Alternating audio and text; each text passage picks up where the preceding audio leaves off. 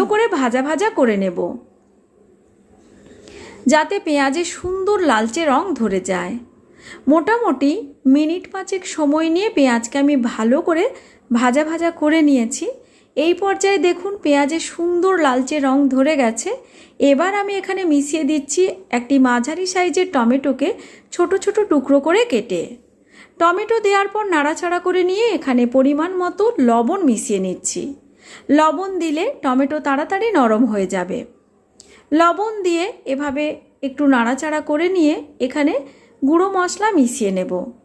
মিশিয়ে দিচ্ছি 1/4 চামচ হলুদের গুঁড়ো আর 1/2 চামচ দিচ্ছি লাল লঙ্কার গুঁড়ো।